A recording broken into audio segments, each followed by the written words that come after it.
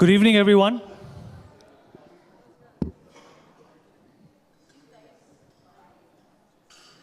Okay, can I request everyone to please settle down? Okay, first up, a big round of applause. We have the world champion right next to me in the 48 kg category. How wonderful is that? And Karnam ji, thank you so much for taking out the time and your patience. आप हमारे साथ आपने बातचीत करने के लिए वक्त निकाला, उसके लिए आपका बहुत बहुत धन्यवाद। नारी शक्ति पर हम आज बात कर रहे हैं, पर ये शक्ति कैसे पैदा होती है, क्या क्या इसके लिए सैक्रिफाइसेस करने पड़ते हैं, क्या क्या चीज़ें त्यागनी पड़ती हैं, उसके बारे में हम बात करेंगे। आप उस मकाम तक कैसे पहुँचे, क्या क्या अड़चने आई।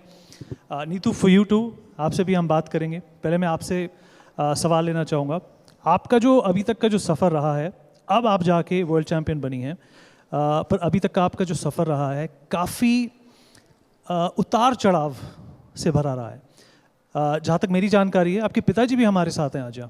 अगर आप उनकी तरफ पॉइंट आउट कर सकती हैं तो मैं उन्हें देखना चाहूँगा, कहाँ है वो। सर नमस्कार। Now why I wanted him to be pointed out is because आपको इस मुकाम तक पहुंचाने के लिए सबसे बड़ा जो योगदान था आपके पिता का था, और जो थोड़ी बहुत मैंने रिसर्च की है उससे मुझे ये मालूम हुआ कि उन्होंने अपनी नौकरी छोड़ दी थी आपके करियर के लिए, अपने घर के जेवर गहने सब बेच दिए थे ताकि आप स्टेट चैम्पियन बने, फिर नेशनल चैम्पियन बने, राइट? इन चुनौतियों के बारे में हमें बताइए और किस किस तरह की अड़चनों का आपने सामना किया यहाँ तक पहुँचने के लिए। Good evening to all of you and thank you ITV Network for inviting me here. And मैं बताना चाहूँगी कि मैंने जब 2012 में बॉक्सिंग स्टार्ट की थी, मैं एक गांव से बिलोंग करती हूँ, तो गांव से निकलना भी उस टाइम पे बहुत बड़ी बात थी एक लड़की के लिए। तो वहाँ से लेकर यहाँ तक का सफ़र, वर्ल्ड चैम्पियन बनने का सफ़र काफ़ी मुश्किलों भरा रहा है। तो उस टाइम पे मेरे पापा ने मुझे बहुत सपोर्ट किया। मेरे पापा हरियाणा विधानसभा में जॉब करते थे उस टाइम पे, चंडीगढ़ में। तो मेरे पापा का सपना यही था कि मैं जैसे गांव में लड़कियां होती हैं वो घरों में ही रहती हैं लगभग, गांव में 10th तक के स्कूल होते हैं या 12th तक होते थे उस टाइम पे, तो फिर उनकी शादी कर दी जाती थी। ऐसा होता था कि उनको बाहर नहीं भेजना है। तो मेरे पापा कहीं ना कहीं हमें बचाना चाहते थे इन चीज़ों से कि मेरी लड़कियां 10th 12th करके, मैं नहीं चाहता कि वो शादी करें। और तो मेरे पापा ने मुझे ये गेम करवाया इसीलिए कि मैं बाहर निकल सकूं। पहले ये मेरा ये एम नहीं था कि मैं ऐसे वर्ल्ड चैम्पियन बनूंगी, कॉमनवेल्थ चैम्पियन बनूंगी। बस मेरे पापा का सपना यही था कि लड़कियां को आज़ादी दी जाए। तो जब मैंने बॉक्सिंग स्टार्ट की, कुछ सालों तक मेरी अचीवमेंट्स नहीं आई। मैं बस में जाती थी डेली, तो कभी लेट आती थी। ऐसे होता था कि मेरी ट्रेनिंग 4 बजे 7 साढ़े 7 बजे तक चलती है और मैं लेट हो जाती थी कभी कभी ट्रेनिंग के लिए। तो फिर गांव से जो लेडीज़ होती हैं वो देखते हैं कि ये लड़की 8 साढ़े 8 बजे 9 बजे आ रही है और अकेली आ रही है। मेरे को कभी पूछते थे कि तेरे साथ आज कौन जा रहा है? मैं बोलती मैं अकेली जा रही हूँ। अकेली जा रही है, ऐसे बोलती थी। फिर वो मेरी मम्मी को सुनाती थी कि तेरी लड़की तो अकेली जाती है, और काफ़ी सुनने को भी मिला था। फिर मैंने मेरे पापा को भी बताई ये बात कि पापा ऐसे ऐसे होता है मेरे साथ, कभी कभी मेरी बस छूट जाती है। तो फिर मेरे पापा ने विदाउट पे होकर मेरी ट्रेनिंग करवाई थी कुछ सालों तक। अभी तक वो ऐसे विदाउट पे ही चल रहे हैं। तो काफ़ी दिक्कतें भी आई। मेरे भाई बहन हैं, उनका भी खर्चा उठाना बहुत मुश्किल हो गया था क्योंकि पापा की सैलरी नहीं आ रही थी, विदाउट पे हो गए थे। तो मैंने फिर स्टेट चैम्पियन भी बनी मैं मेरे पापा के सपोर्ट की वजह से। लेकिन फाइनेंशियल प्रॉब्लम बहुत ज़्यादा हो गई थी। मेरे भाई बहन की पढ़ाई का खर्चा भी नहीं उठाया जा रहा था। तो उस टाइम पे मेरी मम्मी ने भी काफ़ी सपोर्ट किया। मेरी मम्मी के पास जो भी गहने थे कानों में डालने के, एक चैन थी, मेरी मम्मी ने वो भी बेच दी। तो काफ़ी सपोर्ट रहा मेरी मम्मी का भी। और जब मैं एक टाइम ये आया कि ठीक है फाइनेंशियल प्रॉब्लम, मेरे रिश्तेदारों ने भी मेरी मदद कर दी थी। लेकिन मुझे इंजरी हो गई थी, एक बार रिस्ट इंजरी हो गई थी, शोल्डर इंजरी हो गई थी। तो उस टाइम ये हो गया था कि अब मैं कम बैक नहीं कर पाऊँगी। 2019 की बात है ये। उस टाइम पे भी मेरी फैमिली ने काफ़ी सपोर्ट किया और फिर मैंने कम बैक किया 2021 में। तो उसके बाद मैं नेशनल चैम्पियन बनी सीनियर में, फिर मैंने कॉमनवेल्थ गोल्ड जीता और अभी मैंने वर्ल्ड चैम्पियन बनी हूँ मैं। तो ये काफ़ी सपोर्ट रहा है मेरी फैमिली की तरफ से। Round of applause for that please.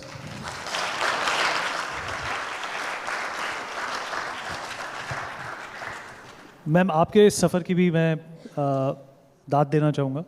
आप आंध्र प्रदेश से हैं, पर अब हरियाणा को आपका गढ़ कह सकते हैं।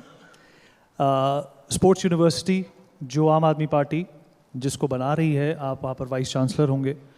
पर आपकी जर्नी भी स्पोर्ट्स में इतनी आसान नहीं थी।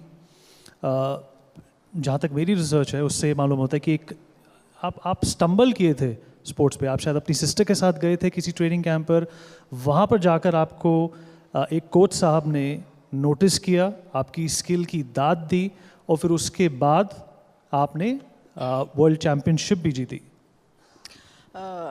नमस्कार। मेरा जो जर्नी है, मैं 1987 में मेरा शुरू हुआ।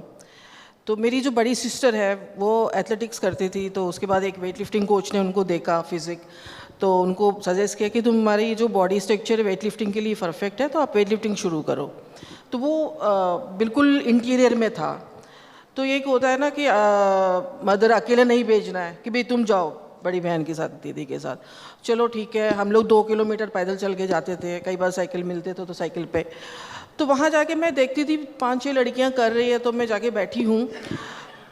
तो थोड़े दिन बाद मुझे लगा कि भी मैं क्यों टाइम वेस्ट करूँ, मैं भी शुरू करती हूँ।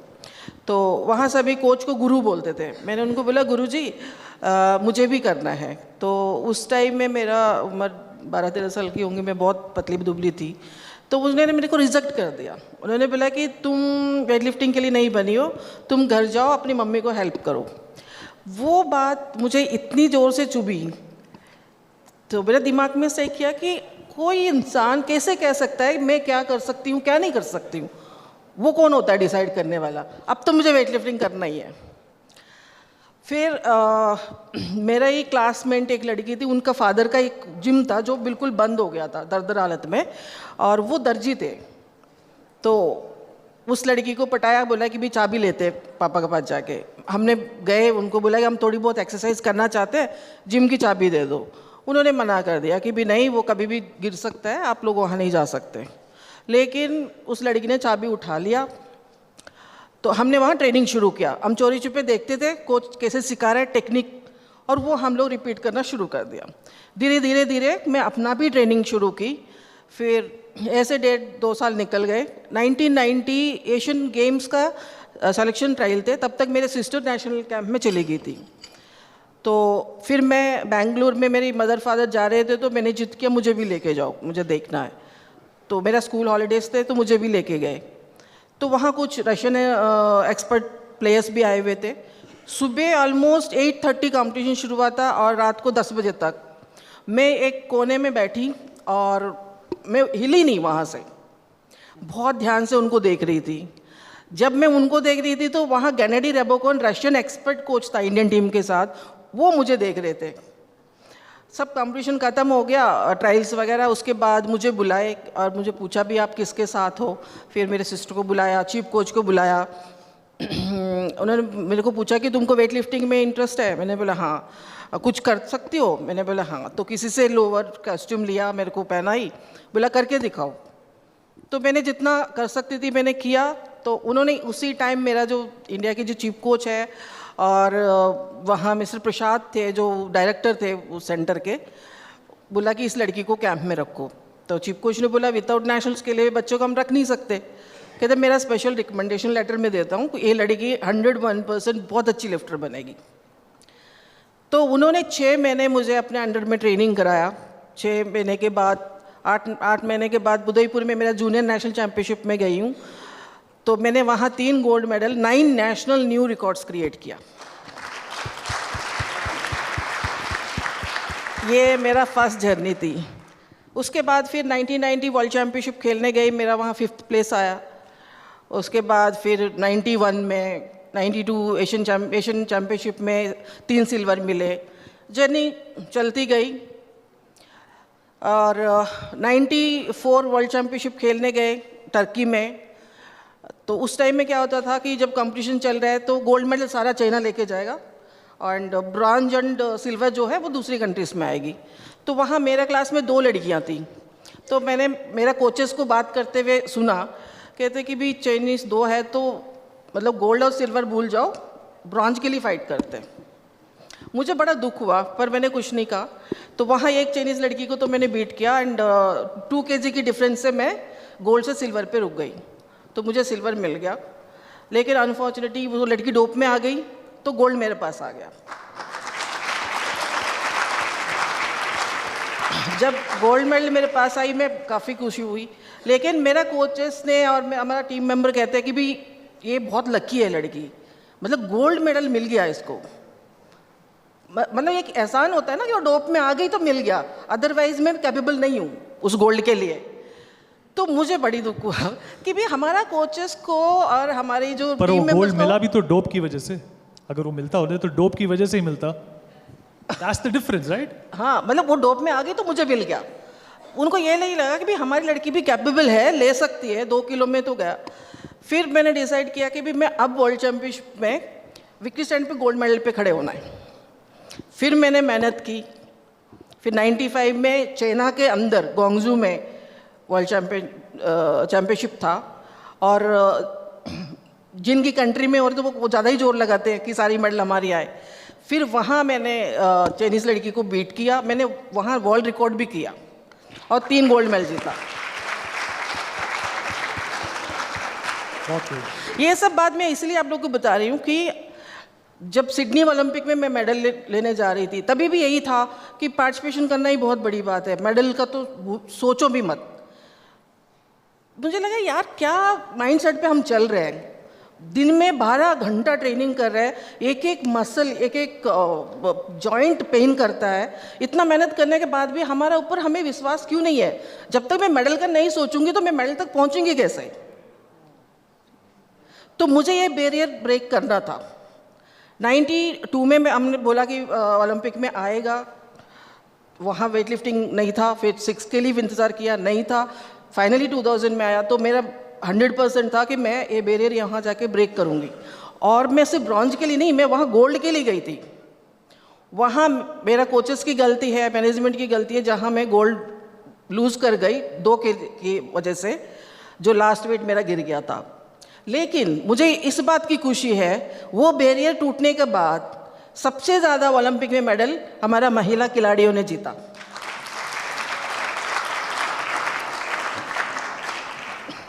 उसके बाद मेरा एक ये भी सोचता कि अभी भी हमारा गवर्नमेंट बहुत सपोर्ट कर रही है, बहुत ज़्यादा। अभी स्पोर्ट्स साइंस सेंटर्स आ गए, स्पोर्ट्स मेडिसिन आ गए, स्पोर्ट्स इंजरीज़ के ऊपर काफ़ी सपोर्ट आ गया। हमारे टाइम में कुछ भी नहीं था जी। अब काफ़ी अच्छा हो गया। लेकिन अभी भी ग्रास रूट लेवल में मैं 87 में शुरू किया, ये 2012 में शुरू किया, स्ट्रगल सेम है जी, बिल्कुल है ना। right. तो हमने कहाँ रीच कहाँ किया हमने? हमारा हिंदुस्तान में इतनी ज़्यादा पोटेंशियल है, इतनी ज़्यादा, मतलब चाइना को भी कहीं जगह हम पीछे छोड़ सकते हैं, पर हमारा पास कमी क्या है? ग्रास रूट लेवल में इंफ्रास्ट्रक्चर, कोचिंग। जहाँ वेट लिफ्टिंग जिम नहीं है, जहाँ बॉक्सिंग रिंग नहीं है, वहाँ अगर लड़कियाँ करना भी चाहे तो कहाँ जाए? जी। जैसे आपने जिक्र किया, दिल्ली स्पोर्ट्स यूनिवर्सिटी का वाइस चांसलर का मुझे पास ऑफर आया, मैंने उनका एक्ट पढ़ा, तो मुझे सबसे ज़्यादा अच्छा उनमें यही लगा कि भी बहुत सारी यूनिवर्सिटी से जो पढ़ाते हैं, डॉक्टर इंजीनियर सब बनाते, पर इसका थीम है, इसमें स्कूल भी है, मतलब 6 क्लास से लेके ग्रेजुएशन PhD तक हम प्रॉपर इंफ्रास्ट्रक्चर के साथ, वर्ल्ड क्लास इंफ्रास्ट्रक्चर के साथ बच्चों को कोचिंग देंगे, और 70% स्पोर्ट्स के ऊपर उनकी मार्क्स मिलेंगे और 40% एजुकेशन के ऊपर।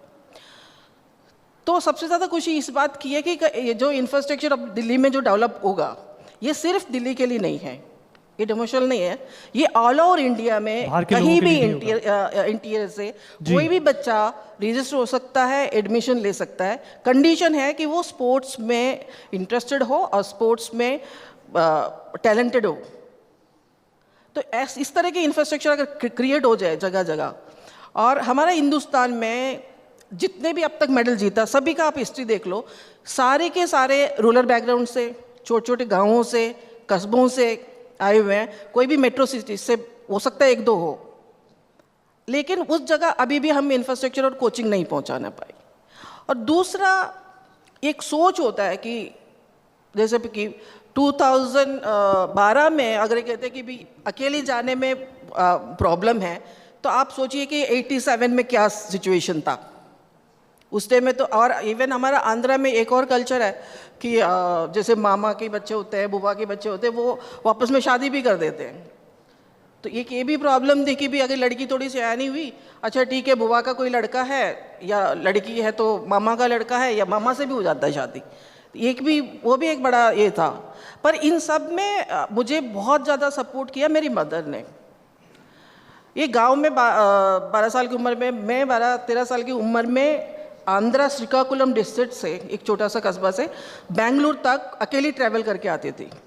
वो हिम्मत मेरी मम्मी ने दिया कि भाई आप अपना आपको कमज़ोर नहीं समझना, आप स्ट्रांग हो, आप वेट लिफ्टर हो, आप इतना वजन उठाते हो, अकेले क्यों नहीं जा सकते। जी बिल्कुल ठीक। मैं आपसे भी जानना चाहूँगा नीतू कि अभी आपके आगे के मंसूबे क्या हैं? अब आप वर्ल्ड चैम्पियन हैं 48 kg कैटेगरी में।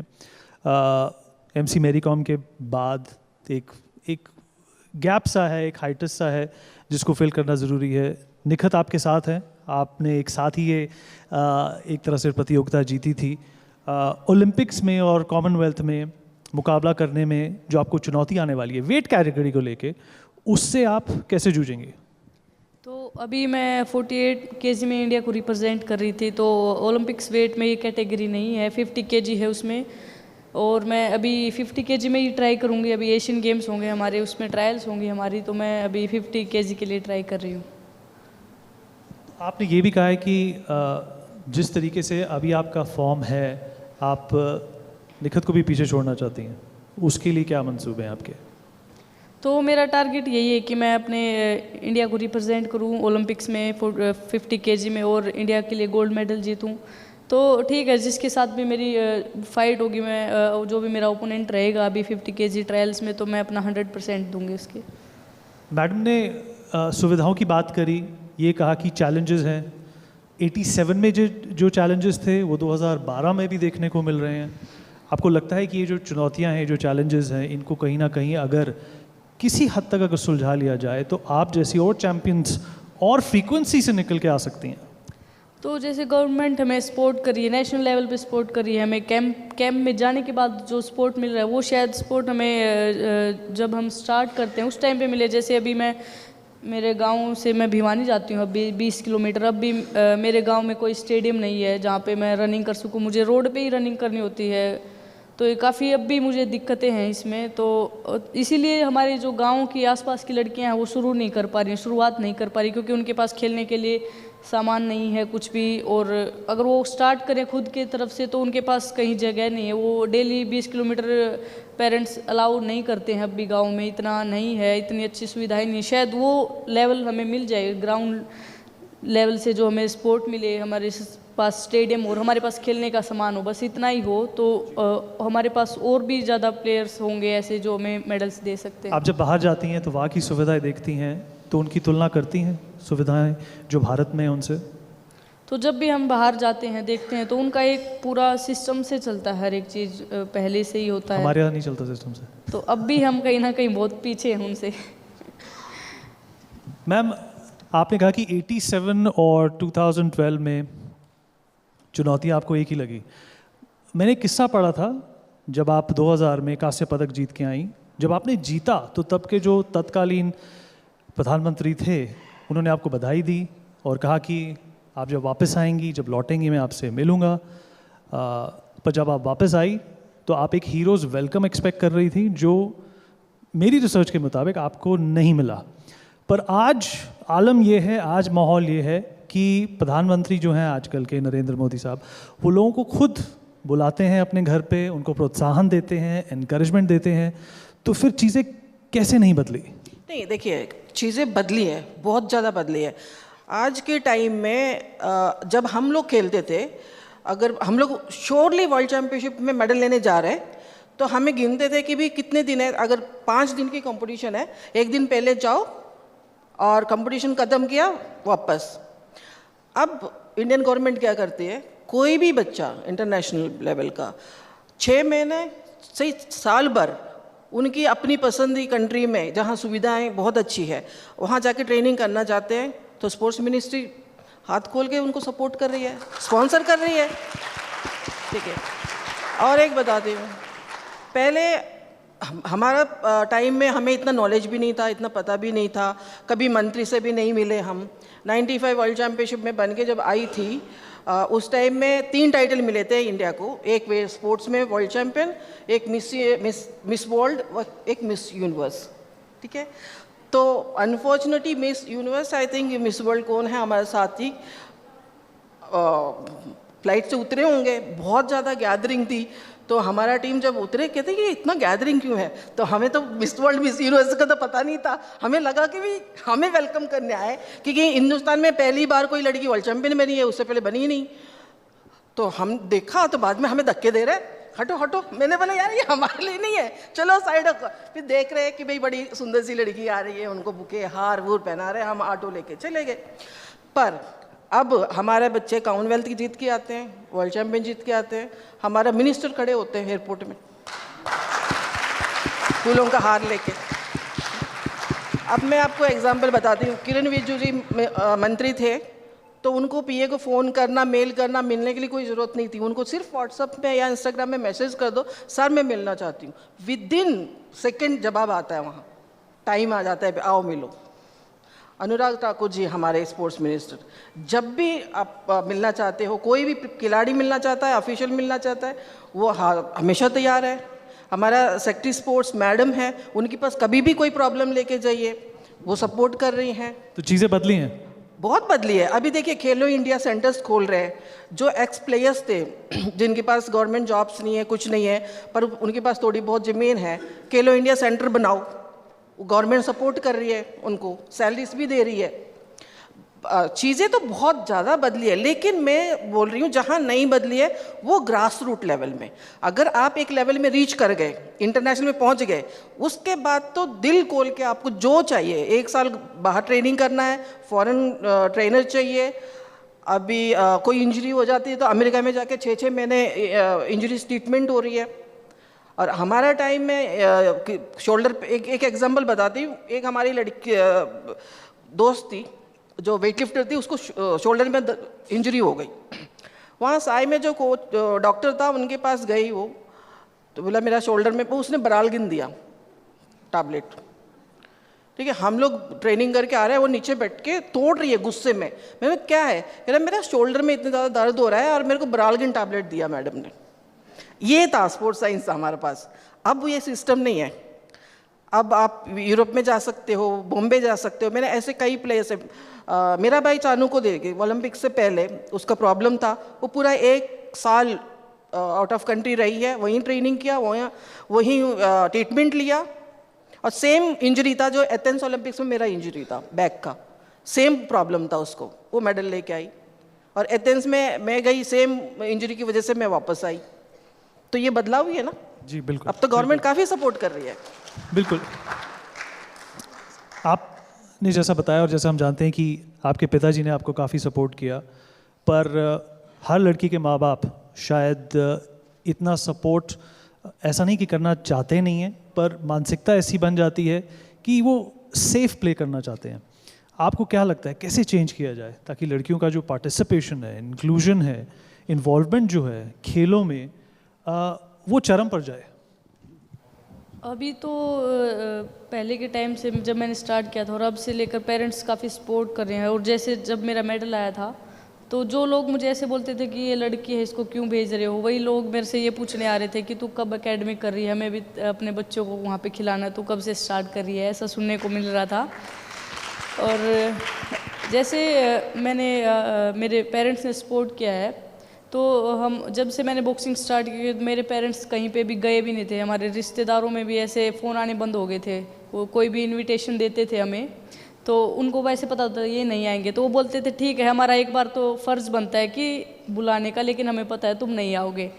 क्योंकि वो जैसे मेरा टारगेट है मुझे ये मेडल लेके आना, तो वो मेरे पेरेंट्स का भी टारगेट था, उनका मेरे से ज़्यादा था। जो भी हमारे घर में पूरा दिन ही बॉक्सिंग की बात होती थी, हमारे घर में कोई आता भी है तो हम भी तब भी बॉक्सिंग की बात करने लग जाते थे उनसे, तो इसीलिए हमारे घर में आना जाना, और वो बोलते थे सारा दिन इसी में लगे रहते हैं। तो यही है कि जो बच्चे का टारगेट होता है, पेरेंट्स को भी वो लेके चलना होता है, हर टाइम उसी के बारे में सोचना होता है पूरा। आपको क्या लगता है कि इस तरीके का जो एक लक्ष्य है, जो सक्सेस है, उसको पूरा करने के लिए, उसको अचीव करने के लिए आपके आसपास जो आदमी हैं, जैसे भाई हो गए, पिता हो गए, कज़न्स हो गए, उनका कितना बड़ा योगदान या उनकी भूमिका कितनी बड़ी है? तो फैमिली सपोर्ट तो काफ़ी रहा ही मेरी लाइफ में शुरू से ही, और अभी मैं यहाँ तक पहुँची तो उनका ही काफ़ी सपोर्ट रहा है। उन्होंने अपने सब कुछ, अपना जो भी पसंद होता है, शौक़ होते हैं पेरेंट्स के, सब कुछ त्याग दिया था हमारे लिए। एक टाइम ऐसा आ गया था कि उन्होंने अपने कपड़े लाने बंद कर दिए थे, वो वही पहन रहे 2-3 साल से, पुराने फटे पहन रहे हैं, क्योंकि उनको जो टारगेट है वो पूरा करना होता है। तो अभी काफ़ी चेंजेस भी आए हैं, और अभी ऐसा जैसे गवर्नमेंट ने भी काफ़ी सपोर्ट किया है। अभी आज भी हमारे सीएम सर घर पे आके उन्होंने वेलकम किया है, और काफ़ी अच्छा भी लगा, उन्होंने हमें कैश अवार्ड भी दिया है। तो काफ़ी चेंजेस भी आए हैं, और अभी ये सारी दिक्कतें भी दूर हो गई हैं, और अभी मैं पूरा फोकस अपने जो टारगेट पे है उस पर कर सकूँगी। बहुत खूब, बहुत खूब। Ma'am, sports is all about perseverance. अगर आपको कुछ अचीव करना है तो आपको अपने लक्ष्य से अडिग होना होता है। आप जब कांस्य पदक जीत के लाए, तब जहाँ तक मेरी रिसर्च बताती है, आप अर्जुन अवार्ड जीत चुके थे, आप राजीव गांधी खेल रत्न भी जीत चुके थे, अब उसका नाम कुछ और है, आप पद्मश्री भी पा चुके थे। उसके बावजूद भी आपने कांस्य पदक पाना क्यों ज़रूरी समझा?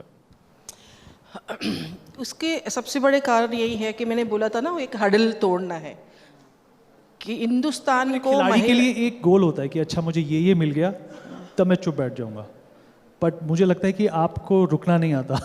नहीं, देखिए, मैंने अभी एक्टिव स्पोर्ट्स छोड़ दिया, लेकिन मेरा एक ये था, इच्छा था कि भाई मैं एक अच्छा वेट लिफ्टिंग एकेडमी बनाना है। काफ़ी साल मैंने संघर्ष किया, कहीं से मुझे कोई सपोर्ट नहीं मिला। फिर मैंने क्या किया कि मेरे को हैदराबाद में आंध्रा गवर्नमेंट ने जुबली हिल्स में एक प्लॉट दिया था, मैंने वो बेच दिया। वो पैसे से हरियाणा में मैंने ज़मीन खरीदी। तो उसके बाद मैंने सोचा कि भी इसमें एकेडमी बनाना है। फिर मिनिस्ट्री ने मेरे को सपोर्ट किया, स्पोर्ट्स मिनिस्ट्री ने इंफ्रास्ट्रक्चर के लिए, तो इंफ्रास्ट्रक्चर मैंने बनाना शुरू किया। लेकिन मैंने ये काम शुरू किया था 16 से। बहुत सारे लोग ने मेरे को बोला, यार क्या करना है, कितना मेहनत किया तुमने, 18-20 साल तो खुद स्पोर्ट्स में किया, फिर अपना आपको नौकरी में कर रही हो, बच्चे भी पालना है, और दोबारा क्या करना है वेट लिफ्टिंग का, अब छोड़ो वेट लिफ्टिंग का पीछे। नहीं, मैंने बोला कि जो स्ट्रगल मैंने किया है अपनी लाइफ में, हमारे पास अच्छा इंफ्रास्ट्रक्चर नहीं था, प्लेटफॉर्म्स नहीं थे, मिट्टी में हम लोग करते थे, जूते नहीं थे, बेल्ट नहीं था। अगर उस टाइम में हमें इतनी नॉलेज होता कि भी कितनी ज़्यादा इंजरी हो सकती थी, क्योंकि 50, 100, 150 किलो आप वज़न उठा रहे हो, मिट्टी में स्लिप हो गई, ऊपर गिर गया, स्पाइनल कोड में, नेक में, कहीं भी चोट आ सकती थी, मर भी सकते थे। लेकिन अभी भी देखती हूँ रूरल बैकग्राउंड में वही स्थिति है। तो नहीं, मुझे करना है ये। तो 16 से शुरू किया। पहले तुमको कहीं से फंडिंग नहीं मिलेगी, मैंने बोला कोई बात नहीं, जितना मेरे से हो सकता है उतना ही मैं करूँगी। करते करते मेरे पास 30-35, कोरोना से पहले 55 बच्चे आ गए थे, काफ़ी अच्छा लेवल में। जूनियर नेशनल में मेडल लिया, स्कूल्स में मेडल लिया, सीनियर नेशनल में एक लड़की तो सिल्वर मेडल तक भी पहुंच गए। अभी रिसेंटली हमारी एक नेशनल चैम्पियनशिप हुआ, उसमें हमारे दिल्ली की लड़की थी, वो गोल्ड मेडल लेके आई रिकॉर्ड करके। तो मेरा सोच ये है कि सपोर्ट आपको कहीं मिलता है, नहीं मिलता है, आप अपना आपको रोकना नहीं, चलो आप चलते रहोगे ना कोई आपको दे के, लगन दे के जुड़ते चले जाएंगे। ऐसे ही पिछले साल 5 बच्चों का मेरा SBI फाउंडेशन ने स्पॉन्सर किया, इस बार 35 बच्चों को किया। तो हम अगर ये सोचते हैं कि नहीं कहीं से कुछ मिलेगा तो ही मैं करूँगी, ये तो कभी पॉसिबल ही नहीं है। करते जाओ।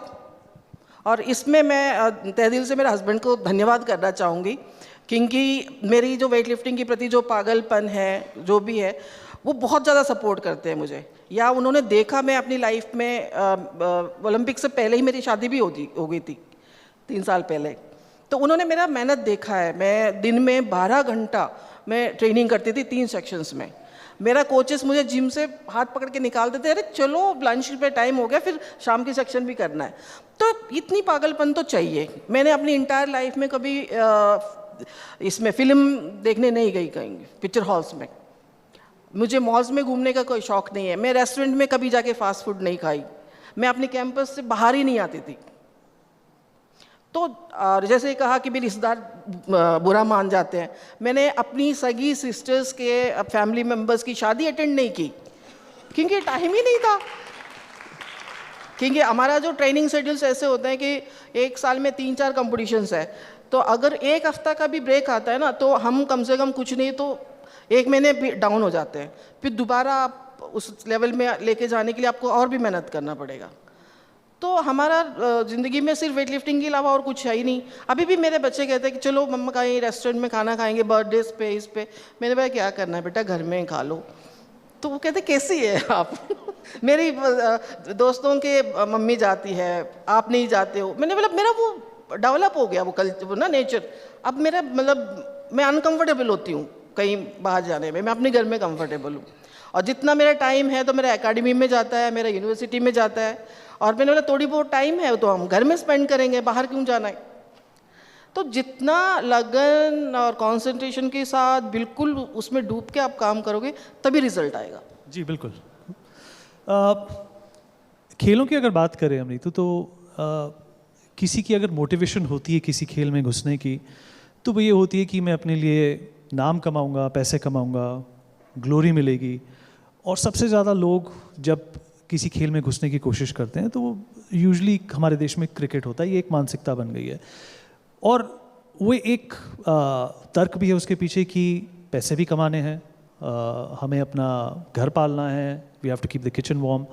आपको क्या लगता है कि ये जो मोटिवेशन थी ये क्या पुरानी हो चुकी है? क्योंकि आप जैसे लोग जो बाकी स्पोर्ट्स में इतना अच्छा परफॉर्म कर रहे हैं, उसकी वजह से अब लोगों को लगने लगा है कि सिर्फ क्रिकेट या फिर कुछ अन्य स्पोर्ट्स नहीं, बॉक्सिंग में, वेट लिफ्टिंग में, रेसलिंग में भी नाम और पैसा कमाया जा सकता है। अगर आपको ऐसा नहीं लगता है तो ये भी बताइए कि स्पॉन्सरशिप को लेके आपको क्या लगता है कि और क्या हो सकता है ज़्यादा से ज़्यादा सरकार से भी?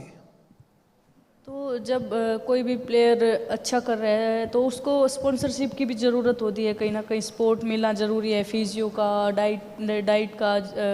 तो मैं भी एक OGQ है कंपनी जो जिसने मुझे सपोर्ट भी किया काफ़ी, जब मेरे पास इतने मेडल्स नहीं थे, तो उनकी वजह से उनका सपोर्ट भी काफ़ी रहा है मेरी लाइफ में। और जैसे आप बोल रहे हैं कि कैश अवार्ड्स, तो अभी हमारे वर्ल्ड चैम्पियनशिप में $1 लाख का कैश अवार्ड भी था। लेकिन जब मेरी फाइनल बाउट थी तो मुझे कोच ने पूछा कि तुझे क्या फील आ रहा है, कैसा लग रहा है कि अभी आज तेरी फाइनल बाउट है। मैंने कहा सर मैं रात को करवट ले रही थी, मेरे को नींद नहीं आ रही थी। बोले क्यों? मैंने कहा मेरे ना बार बार मुझे वो पोडियम दिखाई दे रहा, वो नेशनल एंथम रिपीट हो रहा है मेरे, जब से मैं रात से सो भी नहीं पा रही हूँ उसकी वजह से। तो उन्होंने बाउट के बाद पूछा कि तेरे मन में ये क्यों नहीं आया कि तुझे $1 लाख मिलने वाले हैं। मैंने कहा सर मेरे लिए वो कोई मायने नहीं रखते, जब मेरा तिरंगा सबसे ऊपर मैं लहराना चाहती हूँ उसके लिए पैसा कोई मायने नहीं रखती मैं उसके लिए। ये बहुत अच्छा ख्याल है। मैं भी क्रिकेटर थे, इयन बॉथम, इंग्लैंड को वो लीड भी कर चुके हैं। उन्होंने कहा था कि take care of the runs, the dollars will take care of themselves. क्या आप मानती हैं कि अगर आप किसी खेल में या किसी भी पर्टिकुलर स्पोर्ट के या डिसिप्लिन की तरफ अपनी पूरी मेहनत करते हैं तो ये बाकी चीज़ें अपने आप आपके साथ साथ आएंगी? क्या आपको लगता है कि ये बात पूरी तरह सच है या नहीं, या कहीं ना कहीं कॉर्पोरेट सपोर्ट और फाइनेंशियल सपोर्ट होना चाहिए? देखिए सपोर्ट होना चाहिए, लेकिन मैं ये मानती हूँ कि पैसे से ही परफॉर्मेंस आता है, ये मैं नहीं मानती।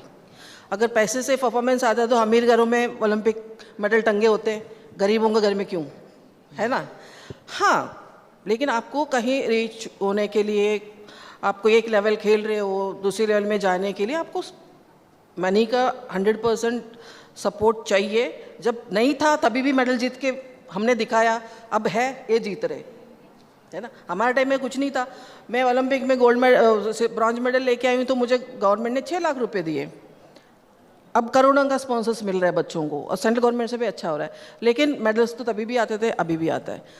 आपको जितना लगन और फोकस आपकी है, और जब तक आपका सोच परफॉर्मेंस पे होना चाहिए कि भी ये नहीं है कि भी मैं पैसे के लिए खेल रही हूँ।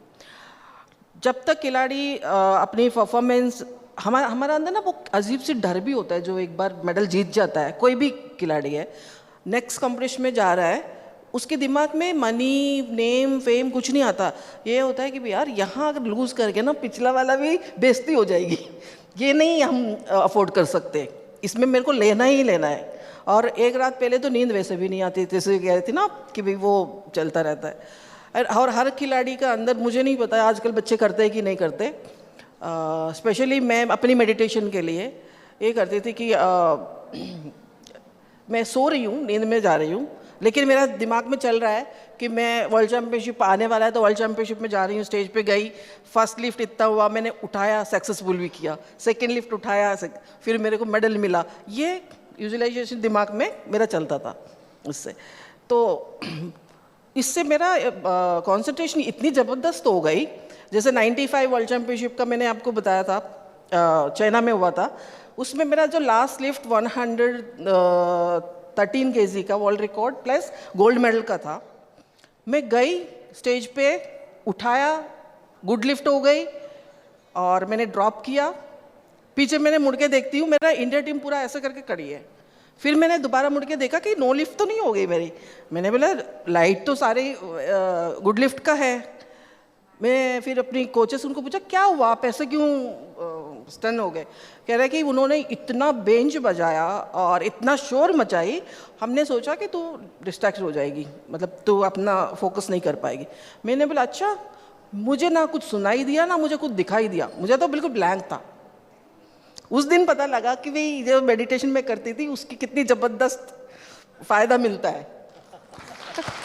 तब तक मुझे भी नहीं पता था कि भी मेरा इतना ज़बरदस्त फोकस है उसमें। मैम, जो हमारी ओलंपिक स्वर्ण पदक को लेकर जो एक इंडिविजुअल को लेकर जो खोज है, जो जुस्तजू है, उसके लिए आप क्या कहना चाहेंगी? अभिनव बिंद्रा, उसके बाद नीरज चोपड़ा, ओलंपिक्स हॉकी में हमने काफ़ी स्वर्ण पदक लिए, पर चाहे हम माने या ना माने, किसी भी देश की अगर स्पोर्ट्स की परफॉर्मेंस को जब जज किया जाता है या तोला जाता है तो गोल्ड मेडल्स के हिसाब से तोला जाता है। आपको क्या लगता है कि भारत उस मुकाम पर कब और कैसे पहुंच सकता है, और उसके लिए ग्रास रूट लेवल जिसका आपने जिक्र किया, उस पर काम करना कितना अनिवार्य है?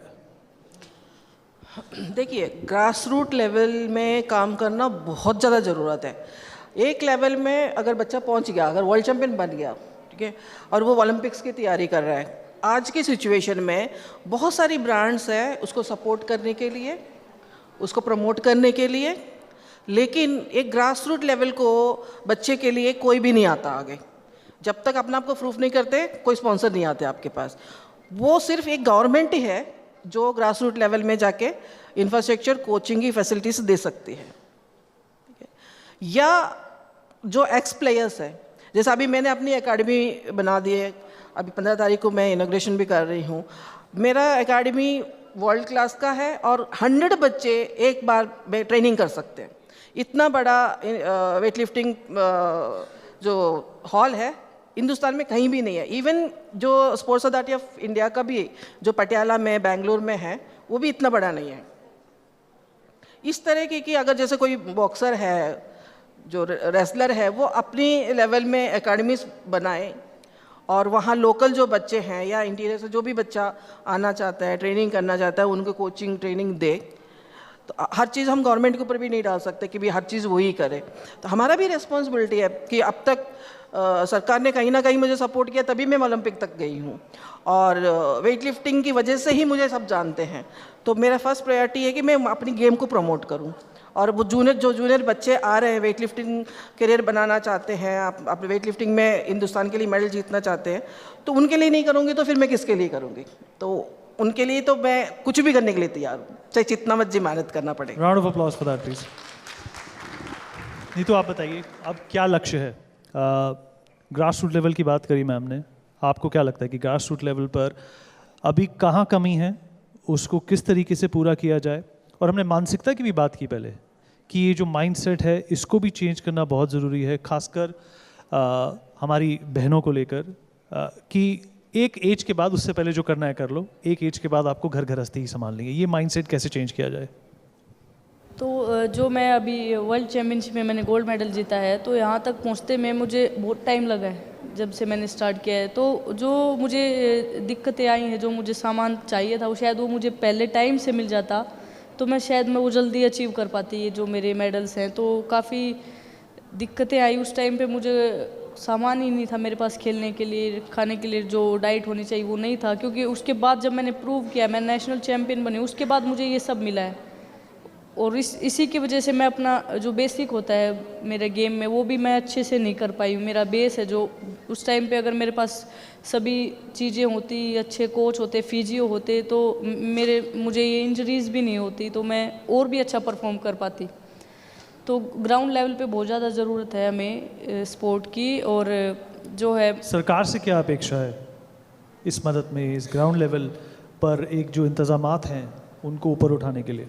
तो जो हमारे हरियाणा सरकार ने है, जो हमारे सीएम सर हैं, उन्होंने ये बोला भी है कि अभी हमारे गांव में वो एक स्टेडियम और बॉक्सिंग एकेडमी भी देंगे। उन्होंने आज ही उनसे बात हुई थी, वो घर पे आए थे, तो उन्होंने बोला है कि जो भी हम स्पोर्ट मिलेगा तो हम देंगे गांव के बच्चों को। तो ये काफ़ी अच्छा है कि हम, जो मुझे दिक्कतें आई हैं, मेरे जैसी और भी लड़कियां होंगी, मेरे गांव में काफ़ी लड़कियां, आस पास की लड़कियां हैं, तो उनको इसमें मदद मिलेगी कि वो वहाँ से वो एक शुरुआत कर पाएंगी। बॉक्सिंग को अगर हम देखें तो जो इंफ्रास्ट्रक्चर है हमारे देश में, वो एक एकेडमी के तौर पर उसका एक सपोर्ट दिखाई देता है। स्कूल लेवल पर अभी भी वो बॉक्सिंग का जो इंफ्रास्ट्रक्चर है वो मिसिंग है। अगर स्कूल में कोई जाता है, बच्चे हैं, उनको कुछ लिमिटेड चॉइसेस ही मिलती हैं। बॉक्सिंग उनको यूजुअली बाहर निकल के ज़्यादातर स्कूल्स में किसी एकेडमी में या किसी क्लब में जाकर ही करनी होती है। आपको लगता है ये भी एक चीज़ है जिसको बदलना चाहिए? बॉक्सिंग ऐसा गेम है कि इसको एक स्पेशल ट्रेनिंग ही देनी पड़ती है। जैसे हम स्कूल टाइम में भी हमें पार्टिसिपेट करवाया जाता था बॉक्सिंग गेम में, लेकिन वो हम उसके लिए इतना ट्रेनिंग नहीं कर पाते स्कूल टाइम पे। क्योंकि आप हरियाणा में हैं, दिल्ली में, मुंबई में, अगर आप मेट्रोपॉलिटन्स की बात करें, वहाँ पर हर स्कूल में इस तरीके की सुविधाएं नहीं हैं स्कूल्स में। तो गर्ल्स के लिए खासकर तो ये सुविधा होनी ही चाहिए। वो सेल्फ डिफेंस के लिए, ये मैं ये नहीं कहती कि वो बॉक्सिंग में ही आए, बॉक्सिंग ही करें, उनको एक सेल्फ डिफेंस के तौर पे एक ये गेम है तो करवाना चाहिए उन्हें ये। मैम, आपको क्या लगता है कि स्पोर्ट्स को लेकर जो एक खुला माइंडसेट है उसकी भी एक दरकार है, उसकी भी एक तब्दीली होनी चाहिए? हमें कोशिश करनी चाहिए कि कोई भी स्पोर्ट हो, रिगार्डलेस ऑफ इंफ्रास्ट्रक्चर, वो स्कूल को या कि स्टेट को उस लेवल पर मुहैया कराना चाहिए। हाँ, बिल्कुल कराना चाहिए कि अगर इंफ्रास्ट्रक्चर ही नहीं है तो बच्चे कहाँ जाएंगे। तो अगर इंफ्रास्ट्रक्चर होगा आसपास, बच्चे जाते हैं पर वो स्पोर्ट चुन लेते हैं जो शायद उनकी पहली चॉइस ना हो। कई बार स्कूल्स में, देखिए स्कूल्स में मुझे लगता नहीं है कभी इंफ्रास्ट्रक्चर क्रिएट हो सकता है। अब हम सबको पता है स्कूल में स्पोर्ट्स पीरियड के नाम से 40 मिनट का टाइम होता है। वो बच्चे लाइन में आके ग्राउंड तक पहुंचते हैं तो 40 मिनट ख़त्म, वापस। ठीक है। और आजकल एजुकेशन सिस्टम ऐसी हो गई, वो स्पोर्ट्स को इतनी ज़्यादा सीरियसली नहीं लेते। ज़्यादा से ज़्यादा आजकल क्या शुरू हो गए, योगा एक अच्छी चीज़ है जो कम से कम स्कूल्स फोकस करने लगे कि बच्चों को योगा सिखाए। बाकी जो प्रोफेशनल जो ट्रेनिंग जो मिलना चाहिए, जब हम लोग को सोचते हैं कि वो वहाँ से मिलेगा, ये मुझे लगता नहीं है कभी भी स्कूल में हो सकता है। इसके लिए स्टेट गवर्नमेंट या सेंट्रल गवर्नमेंट या रिटायर्ड ओलंपियंस, इन्हीं को सेटअप करना चाहिए और उनके सपोर्ट से ही अच्छे प्लेयर्स बन सकते हैं। मैम, जब आप compete कर रही थी तब ना सोशल मीडिया था, ना इंटरनेट का इतना ज़माना था। आजकल इतना एक्सेस है सबके पास। अगर मुझे अपने कंपटीशन को देखना है कि उनकी क्या कमज़ोरी है, उनकी क्या खूबी है, क्या खासियत है, मैं सोशल मीडिया पर, यूट्यूब पर जाकर देख सकता हूँ। आपके ज़माने में ये नहीं था, फिर भी मेडल्स आते थे। आपको क्या लगता है कि आपके पास जो सुविधाएं नहीं थी वो आज लोगों के पास है, पर फिर भी शायद उतना बेनिफिट नहीं मिल पा रहा है? क्यों है ऐसा? देखिए, हमारा टाइम में सोशल मीडिया 100% कुछ भी नहीं था, मोबाइल्स भी नहीं थे। एंड इवन मेरे को अभी भी याद है कि मैं वर्ल्ड चैम्पियन बन के आई हूँ तो इतनी छोटी सी ब्लैक एंड वाइट फ़ोटो आया था अखबार में। तो लेकिन मेरा मदर फादर ने वो भी कटिंग करके रखे हुए। तो आजकल ट्विटर है, इंस्टाग्राम, फेसबुक, पता नहीं ना जाने कितने। ये बच्चे हिंदुस्तान पहुँचे नहीं है, मैंने इनको ट्विटर पे देख लिया था, हमारा 4 गोल्ड मेडल आ गए। तो हमें भी खुशी मिलती है। देखिए, ये चीज़ तो अलग है, ठीक है। अपने आप को प्रमोट करना या स्पोर्ट को प्रमोट करना ये अच्छी चीज़ है, लेकिन मेडल के लिए जो करना है वो डिफरेंट है। तो मेडल के लिए तो आपको मेहनत करनी चाहिए, मेहनत करने, और कई बार ये भी हो जाता है ना कि किस्मत भी अच्छी होनी चाहिए प्लेयर की। जहाँ अच्छा प्लेयर है वहाँ अच्छा कोच नहीं है, जहाँ अच्छा कोच है वहाँ अच्छा प्लेयर नहीं है। ये संजोग भी बहुत मुश्किल से मिलता है, अच्छा कोच है अच्छा प्लेयर है। मैम, न्यूट्रिशन और बॉडी टाइप को लेकर भी काफ़ी डिबेट होता है भारतीयों के लिए कि अगर कोई वेजिटेरियन है और उसका बॉडी टाइप ऐसा है तो शायद उनको ये नहीं करना चाहिए। आपकी क्या सोच है इस बारे में? देखिए, मुझे बिलीव नहीं करती हूँ मैं वेजिटेरियन नॉन वेजिटेरियन, और आजकल इतनी फूड सप्लीमेंट्स आ गए, हमारे टाइम में वो भी नहीं थे। मैंने ऐसे प्लेयर्स को भी देखा है, नेशनल चैम्पियनशिप खेलने आए और एक चाय लिया, ब्रेड या बिस्किट ली, डुबा के खाया, जाके स्टेज में जाके गोल्ड मेडल जीता। तो अगर आप कहोगे कि वेजिटेरियन है नॉन वेजिटेरियन है सप्लीमेंट्स है, तो इसमें मैं ज़्यादा कुछ कह नहीं पाऊँगी। पर यह है कि अगर आपने ठान लिया मेरे को पहुँचना है, वो करना है, तो फिर कर सकते हो, कुछ भी अड़ल सा है आपकी लाइफ में। Very good. आप बताइए, क्या डाइट और एक जो सप्लीमेंट की जो दुनिया है वो एक एथलीट के लिए कितना बड़ा रोल प्ले करती है? तो ये जैसे हम जितना हम ट्रेनिंग करते हैं उतना ही डाइट भी इतनी ही ज़रूरी है। तो जैसे हम ट्रेनिंग अच्छी कर रहे हैं। क्या आप चाय और ब्रेड खा के एक बाउट जीत सकती हैं?